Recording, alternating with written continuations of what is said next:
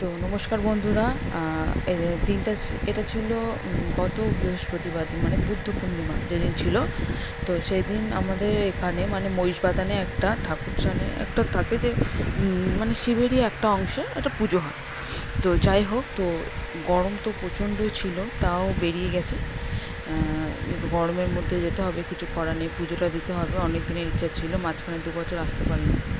তো আমরা পৌঁছে গেছিলাম, এই যে দেখতে পাচ্ছ এই মন্দিরে অলরেডি ঢুকে পড়েছি আমরা। হাঁটা পথে আমাদের জাস্ট পুচকু ছিল বলে একটু অটো করে যেতে হয়েছে, তারপর কিছুটা হেঁটে গেছে। তো এইদিকে দেখতে পাচ্ছ দুটো লাইন।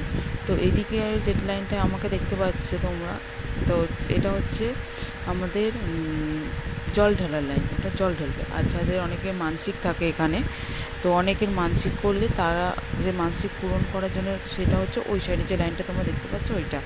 তো আমরা এরকম, আমার বোনকে আমি বলছিলাম যে তুই একটু পিছনে সর, আমি একটু আগে যাই, আমার হাতে যেহেতু ডালাটা আছে দিতে সুবিধা হবে। তো আমরা এদিকে লাইনে দাঁড়িয়েছিলাম 3 বোন, আর আমার মা ছিল আমার ছেলেকে নিয়ে সাইডে পাখার তলায় একটু বসেছিল। যেহেতু পুচকু একটু গরম লাগছিল, তার জন্য ওকে সাইড নিয়ে বসেছিল।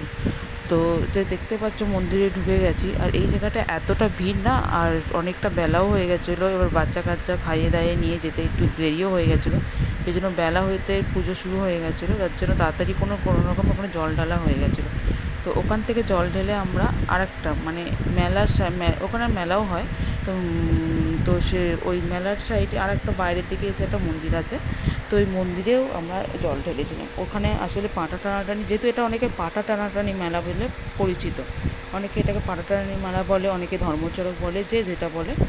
তো যাই হোক, সে যেখানে পাঁটাটা বলি হয়, তো সেইখানেও এই পুজোটা জল ঢালে অনেকে। তো আমরাও রীতিমতো ওখানে যেহেতু সেইভাবে পারিনি জল ঢালতে, তো সেই জন্য এখানেই আমরা ঠিকঠাকভাবে জল ঢালতে এসেছিলাম। আর ওখানে না ফল টলও দিতে দিচ্ছিল না। তো শিবের মাথায় একটু জল ঢেলবো, একটু গোটা ফল দেবো না, সেটা তো হয়ে ওঠে না। সেই জন্য আমরা এখানে জল ঢাললাম, দুধ ঢাললাম, মানে আর পুজো দিলাম ভালোভাবে। আর ওখানে প্রচণ্ড তাড়াহুড়ো করে করছিলো, তো কোনো রকমের জল বেলপাতা দিয়ে আমরা চলে এসেছিলাম। তো এই যে আমার পুচকোও দিয়েছে, ওরাতে পদ্ম ফুল দেওয়া হয়েছিল, ও দিয়েছিল, একসাথে সবাই মিলেই জল ঢেলে দেওয়া হয়েছিল। আর একটা না আমরা ফলও দিয়েছিলাম, ফল দিয়ে এখানে পুজো দিয়েছিলাম যে যেটা পেয়েছিল। আর তো একটা আমি মানে আমার খুব অনেক দিন ইচ্ছা ছিল যে মন্দিরে গিয়ে নারকেল ফাটাবো, এটা আমি হয়ে ওঠেনি কোনো কারণে।